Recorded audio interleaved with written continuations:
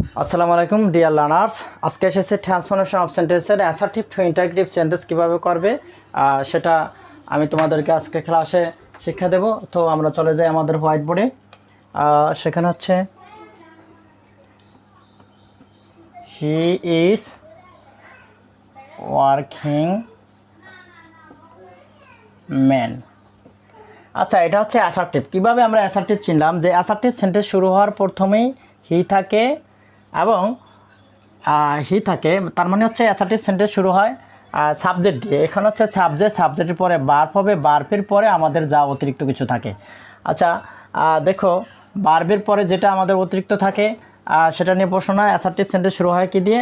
Noun এবং pronoun দিয়ে। এখানে প্রোনাউন হি আছে, সেটাই আমাদের অ্যাসার্টিভ সেন্টেন্স। এই অ্যাসার্টিভ সেন্টেন্সের ভিতরে যদি অক্সিলারি থাকে, এটার ভিতরে নট নেবার যদি না থাকে, তাহলে আমরা ইন্টারোগেটিভ সেন্টেন্স করার সময় এখানে অ্যাসার্টিভ এবং ইন্টারোগেটিভ সেন্টেন্স করার সময় এখানে নট এবং নেভার দেব। তো আমরা কি করব? অক্সিলারি ভার্বটা আগে তুলে নিলাম, ইজ নট হিয়ার হি, এবং ওয়ার্কিং ম্যানের ম্যান, ওয়ার্কিং ম্যান। এই হচ্ছে আমাদের ইন্টারোগেটিভ সেন্টেন্স হয়ে গেল। যেমন is not he working a man. আচ্ছা, এরপরে আরেকটা উদাহরণ দিই। I M a student. I M a student, এটা হচ্ছে অ্যাসার্টিভ সেন্টেন্স। আই দিয়ে সেন্টেন্স শুরু হয়েছে এবং এটার ভিতরে অক্সিলারি আছে, এর ভিতরে অক্সিলারি আছে এম। তো আমরা এম আগে তুলে নেই, এম এর ভিতরে নট নাই, নট দিয়ে নিলাম, এবং এই সাবজেক্ট আই এর আই, এর এ, স্টুডেন্টের স্টুডেন্ট। আই এম স্টুডেন্ট, এটা হচ্ছে am not I a student. এরকম অক্সিলারি সেন্টেন্স যদি থাকে, আর একটা অক্সিলারি সেন্টেন্স যুক্ত আমরা দেই, you are a beautiful girl. Beautiful girl, you are beautiful girl. এই অ্যাসার্টিভ সেন্টেন্সে ইন্টারোগেটিভ করার সময় এখানে আর অক্সিলারি এসেছে, আর এর সাথে নট নাই, আমরা নট দিয়ে নিলাম। ইউ আর নট ইউ, এই বিউটিফুল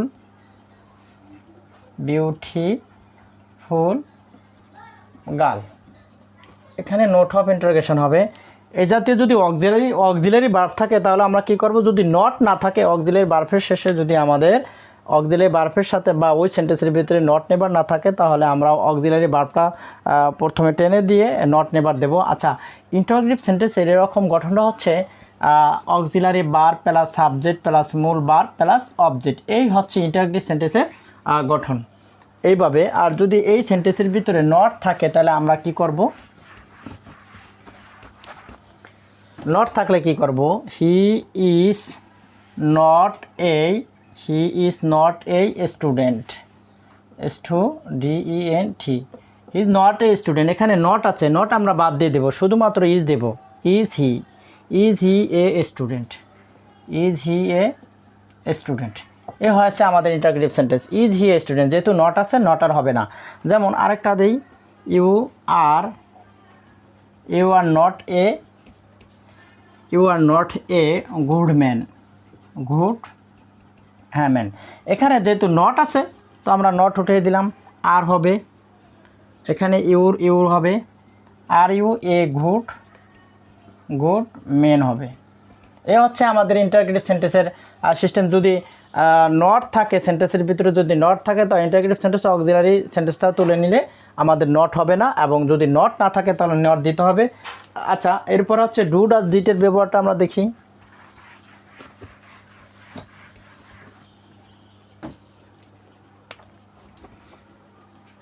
আই ওয়ার্ক হার্ড, আমি কঠোর পরিশ্রম করি। এইটাও আই দিয়ে সেন্টেন্স শুরু হয়েছে, অবশ্যই এটা অ্যাসার্টিভ সেন্টেন্স, এবং এর ভিতরে হচ্ছে মূল ভার্ব দেখা যাচ্ছে যে ওয়ার্কের শেষে যদি আমাদের ভার্বটা বেস রূপ থাকে এবং ওয়ার্কের শেষে যদি এস অথবা ইয়েস না থাকে, তাহলে অবশ্যই এর ভিতরে থেকে একটা অক্সিলারি লুকায়িত আছে। সেই অক্সিলারিটা হচ্ছে কি? মূল ভার্ব হলে সেই অক্সিলারি দিতে হবে ডু। তো আমরা ডু তুলে নেই, এবং এটার ভিতরে নট নাই, আমরা নট দিলাম। ডোন্ট আই, এই ওয়ার্কের যেমন আছে তেমনই ওয়ার্ক হার্ড।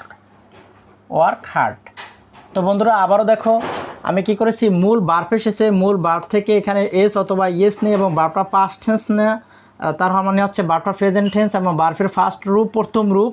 এজন্য এই ভার্বের শেষ ভার্ব থেকে আমাদের অক্সিলিয়ারি বের হবে ডু। ডু কেন হবে, ডুটা হচ্ছে অক্সিলিয়ারি ডু হবে এবং সাবজেক্টে আই রিসিভ করেছে, এজন্য ডু। এখন এবার এটার ভিতরে নট নাই, এজন্য do not, I subject I এর আই, এই ওয়ার্কের ওয়ার্ক, হার্ডের হার্ট আমরা করে দিলাম। আরেকটা হচ্ছে দেখো, হি ডাস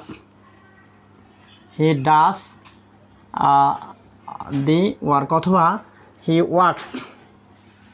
ওয়ার্কস দিয়ে দিই, ওয়ার্কস হার্ড, সে কঠোর পরিশ্রম করে। এখানে সাবজেক্ট হি এসেছে, ভার্বের শেষে দেখো এসেছে, ভার্বের শেষে যদি এস থাকে তাহলে আমরা কি করব, অক্সিলিয়ারি ভার্ব ডাস নেব। এবং এটার ভিতরে যেহেতু নট নেই আমরা নট দেব, ডাজ নট হিয়ার হি, এবং ওয়ার্ক। আমি তোমাদেরকে বলেছিলাম যদি আমরা ডাস এবং ডু এবং ডিড যদি সাবজেক্টের আগে যদি চলে যায় তাহলে যেই ভার্বটা থাকে মূল ভার্বের শেষে এস থাকে না, ভার্ব পাস্ট টেন্স থাকে না এবং ভার্বের পাস্ট পার্টিসিপলও থাকে না, ডু ডাস ডিড যদি আগে চলে যায়। তো আমাদের এখানে এস আছে, এখানে আর এস থাকবে না, হার্ড হয়ে গেল আমাদের সেন্টেন্স। আমরা ডাস থাকে। এরপরে দেখো আবার কয়েকটা করে নিই, হি ওয়েন্ট দেহার, সে সেখানে চলে গেল। আচ্ছা, ওয়েন্ট হচ্ছে ঘো, এর পাস্ট টেন্স হচ্ছে ওয়েন্ট। তো গো এর পাস্ট টেন্স যদি ওয়েন্ট থাকে, এর থেকে আমরা বুঝতে পারি অবশ্যই এর থেকে ডিড অক্সিলারি হবে। তো আমরা ডিড কি করব, অক্সিলারি আমরা ডিড টেনে নিলাম এবং এর ভিতরে কোনো নেগেটিভ নাই, হি ওয়েন্ট দেয়ার, সে সেখানে গিয়েছিল, তার মানে নট নেবার নেগেটিভ কিছুই নাই, তো আমরা নেগেটিভ দিয়ে নিলাম, ডিড নট হি। যেহেতু এখানে ডিড নট টেনে নিয়েছি তার মানে হচ্ছে পাস্ট টেন্সের অক্সিলারিটা আমরা টেনে নিয়েছি, ডিড নট এর পরে যদি সাবজেক্ট হয় তো মূল ভার্ব হবে, সেটা আর পাস্ট টেন্স থাকবে না, গো হয়ে গেল, ডিড নট হি গো দেয়ার। তো আবার বোঝো, যদি আমাদের বলেছিলাম যে ভার্বটা যদি পাস্ট টেন্স থাকে, পাস্ট টেন্স থাকলে যদি আমাদের ডিড সাবজেক্টের আগে অক্সিলারি হিসেবে ডিড যদি চলে যায়, ডিড প্লাস সাবজেক্ট প্লাস মূল ভার্ব হবে, সেখানে আর ভার্বের পাস্ট রূপ হবে না। তো এ পর্যন্ত আমাদের অ্যাসার্টিভ থেকে আমরা ইন্টারোগেটিভ সেন্টেন্স ডু ডাজ ডিটের এবং মূল ভার্ব থাকলে কিভাবে ডু ডাজ ডিড বের করে। অবশ্য বন্ধুরা, যদি আমাদের এখানে নেগেটিভ থাকে এই সেন্টেন্সে, যদি ডু নট ডিড নট থাকতো তাহলে আর এখানে নটটা আমরা তুলতাম না। তো আমরা সেখানে না যেয়ে আর একটা সেন্টেন্সের ভিতরে যাই, everybody loves her mother. Everybody থাকলে আমরা কি করব,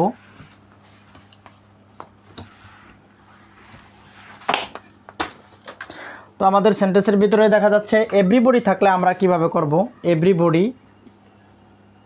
every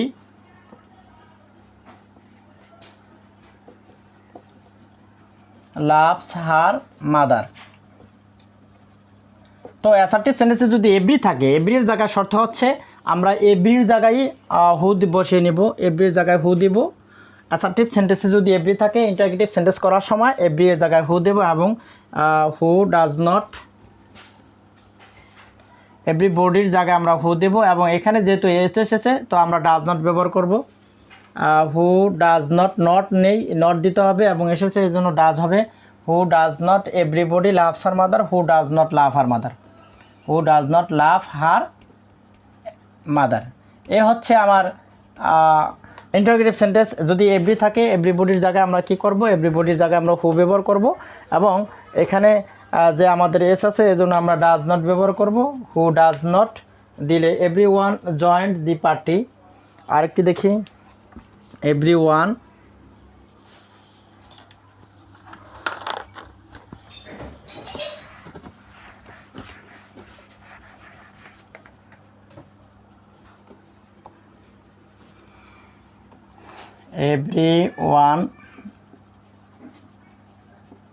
joined the party, party, everyone joined the party। এখানে দেখো পাস্ট টেন্স এসেছে, তো পাস্ট টেন্স থাকলে তো পাস্ট টেন্স আমি আগেও বলেছিলাম যে পাস্ট টেন্স থাকলে এর অক্সিলারি ডিড হবে, পাস্ট টেন্স থাকলে অক্সিলারি ডিড হবে এবং এভরিওয়ানের জায়গায় হু হবে, হু দিলাম এবং পাস্ট টেন্স ডিড এর ভিতরে নট নাই, হু ডিড নট, হ্যাঁ হু ডিড নট। এবার যদি ডিড নট আমরা টেনে নিই, did not, do not, does not আমরা টেনে নিই, তাহলে হচ্ছে যদি ভার্বের পাস্ট টেন্স থাকে তবু সেটা হচ্ছে ভার্বের প্রেজেন্ট রূপ ইউজ হবে। তো আমরা জয়েন দেব, শুধু জয়েন্ট হবে না, জয়েন দেব দি পার্টি, দি পার্টি। এই হচ্ছে আমাদের ইন্টারোগেটিভ। বলেছিলাম যে পাস্ট টেন্স যদি থাকে, পাস্ট টেন্স থাকলে নেগেটিভ অথবা ইন্টারোগেটিভ করার সময় আমরা কি করব, ডিড দেব, এটার ভিতরে নট নেভার নাই নট ইউজ করলাম, এবং মূল ভার্ব হচ্ছে জয়েন, আমরা জয়েনই লিখে নিলাম। মূল ভার্ব হচ্ছে জয়েন, এবং পার্টির পার্টি নোট হবে ইন্টারোগেশন, প্রশ্নবোধক চিহ্ন হবে। এবং এভরিওয়ান, এভরিবডি, অল থাকলে এই সেন্টেন্সকে এর জায়গায় হো দেব, এবং নেগেটিভ যদি না থাকে আমরা নেগেটিভ দেব, এবং সেটা যদি প্রেজেন্টেন্স থাকে, ভার্বের শেষে এস অথবা ইয়েস না থাকে তাহলে ডু নট দেব, এবং ভার্বটা যদি এস ইয়েস থাকে তাহলে ডাজ নট হবে, এবং ভার্বটা যদি পাস্ট টেন্স থাকে তাহলে ডিড নট হবে। এরকমই আমাদের ইন্টারোগেটিভ সেন্টেন্স অ্যাসার্টিভ থেকে ইন্টারোগেটিভ সেন্টেন্স হয়ে গেল। আচ্ছা, আর একটা দেখি, নোবডি থাকলে কি করব, নোবডি লাইকস হিম, নোবডি